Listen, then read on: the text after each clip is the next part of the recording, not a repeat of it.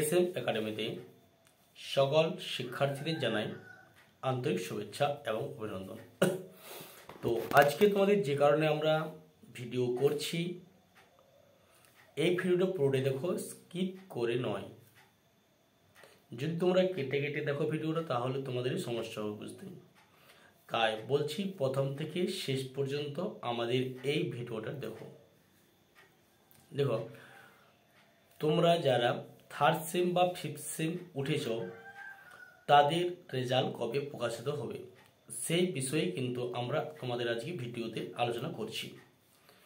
তো যে সমস্ত শিক্ষার্থীরা আমাদের চ্যানেলটিতে প্রথম দেখছো তার অবশ্যই একটি লাইক, একটি কমেন্ট, সাবস্ক্রাইব অবশ্যই করে দাও, অল নোটিফিকেশন অন করে দাও পরবর্তী ভিডিওর জন্য, পরপর যাতে তোমরা কিন্তু ভিডিওগুলো কিন্তু পেয়ে যাও। আর যে সমস্ত শিক্ষার্থীরা আমার চ্যানেলটি যুক্ত আছে তাদেরকে একটি রিকোয়েস্ট করবো, তারা কিন্তু একটা লাইক, একটি কমেন্ট অবশ্যই করে দাও যাতে আমাদের পরবর্তী ভিডিওতে আগ্রহ আরও বেড়ে যায়।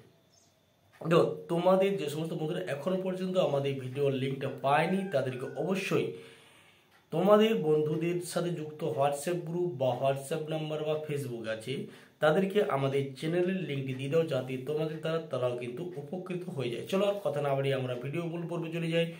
দেখো, তোমরা কিন্তু দীর্ঘদিন ধরে পরীক্ষা দিয়েছিলে, প্রায় 4 মাস, 3 থেকে 4 মাস কিন্তু শেষ হয়ে গেছে। এরপরে তোমরা কিন্তু ধরো জানুয়ারি মাসে পরীক্ষা দেবে, জানুয়ারি অথবা ফেব্রুয়ারি তোমরা কিন্তু পরীক্ষা কিন্তু দেবে।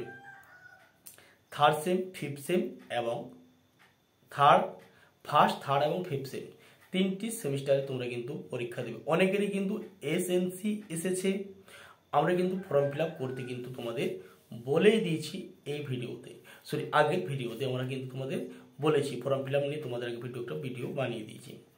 তো তোমাদের এখন এই ভিডিওটা একটি আলোচ্য বিষয়, রেজাল্ট কবে প্রকাশিত হবে। রেজাল্ট কবে প্রকাশের বিষয়ে কিন্তু আমরা আলোচনা করার পূর্বে তোমাদের বলে দিই, যে সমস্ত শিক্ষার্থীরা এখনো পর্যন্ত পড়া মুখস্থ করতে পারছো না বা অনেকেই গাফলাতি আছে বা অনেকেই অনেক কাজের মধ্যে ব্যস্ততা আছো বা সময় হারিয়ে ফেলছো, ওদের বলবো দেখো প্রত্যেকটা চ্যাপ্টার থেকে মোট 4টি করে টপিক আছে। 4টি টপিকের মধ্যে তুমি 2টো টপিক বেছে নাও। 2টো টপিক যদি বেছে নিতে পারো তাহলে কিন্তু সিলেবাস শেষ, কারণ প্রত্যেকটা টপিক থেকে একটি বড় প্রশ্ন 5 নাম্বার এবং একটি টপিক থেকে 10 নাম্বার কিন্তু প্রশ্ন তোমাদের দেবে। এটাই তোমাদের কিন্তু এটা বিষয়। এবার দেখো চলে যাচ্ছে আমার রেজাল্ট কবে প্রকাশিত। দেখো, তোমাদের রেজাল্ট কিন্তু প্রকাশিত হয় ডিসেম্বর মাস অথবা ডিসেম্বর মাসের মধ্যেই কিন্তু আগামী বছর কিন্তু রেজাল্ট কিন্তু প্রকাশিত হয়েছে। বোর্ড কিন্তু সেরকম কোনো নোটিফিকেশন তোমাদের কিন্তু রেজাল্ট প্রকাশিত হওয়ার কিন্তু নোটিশ কিন্তু এখন পর্যন্ত দেয়নি। আমরা তোমাদের আমাদের আনুমানিক একটা ধারণা হয় ডিসেম্বরের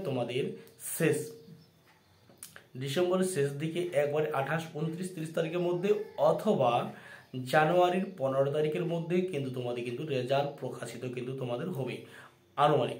তার আগে যদি তোমাদের দিয়ে দেয়, আমরা তোমাদের অবশ্যই কিন্তু নোটিশ যদি দিয়ে দেয় ইউনিভার্সিটি, আমরা নোটিশ দেখে তোমাদের কিন্তু বলে দেবো তোমাদের কবে কিন্তু রেজাল্ট। তবে এটা খেয়াল রাখো, ডিসেম্বরের শেষ অথবা জানুয়ারির 15 অথবা ডিসেম্বরের শেষ এই তারিখের মধ্যেই কিন্তু আমাদের কিন্তু রেজাল্ট প্রকাশিত কিন্তু হয়ে যাবে।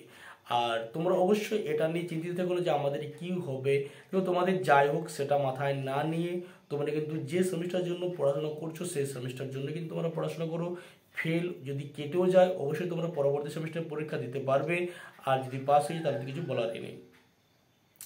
পাস হোক অথবা ফেল হোক সেটা চিন্তা ভাবনা না করে অবশ্যই তোমরা কিন্তু এগিয়ে যাও। তো ডিসেম্বরের শেষ অথবা জানুয়ারির 15 তারিখের মধ্যে তোমাদের কিন্তু রেজাল্ট কিন্তু প্রকাশিত হবে, এটুকু কিন্তু খেয়াল করে কিন্তু তোমরা এগিয়ে যাও। আর চলো কথা না বাড়িয়ে ভিডিওটা বন্ধ করছি। ভালো থেকো, সুস্থ থেকো, পরবর্তী ভিডিও তোমার সাথে দেখা হবে।